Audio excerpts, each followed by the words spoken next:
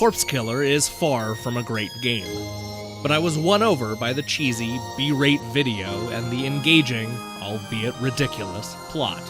Even when the action isn't great, this full-motion video game knows how to keep things moving. I gave it a C. But you don't care what I have to say. You're here to find out what the critics at Electronic Gaming Monthly, GamePro, and all of the classic magazines said at the time.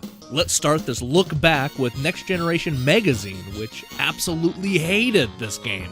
The nameless writer only gave this game 1 out of 5 stars, complaining that Corpse Killer was a decent shooter with some great footage and some extremely repetitive shooting. Yeah, that sounds about right. GamePro was a little more forgiving. Game Over Man scored the game a 3.5 out of 5, enjoying much of the goofiness Corpse Killer has to offer.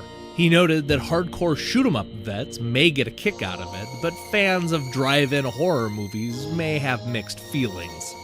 His review was appallingly non-committal. Over at Electronic Gaming Monthly, Sushi X gave the game a 5 out of 10.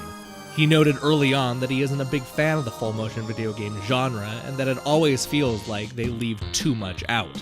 At one point he asks you to call him impatient, and then argues that he needs more than just eye candy. He's not wrong. Also at EGM, Ed Semrad agrees that you absolutely must like B-rate horror movies to have a good time with Corpse Killer. He wasn't as thrilled with the mindless shooting, calling the game okay, but not great. After pulling the scores from all of the different classic magazines and averaging them together, Corpse Killer scores a 50%. That's exactly what I gave it at Defunct Games.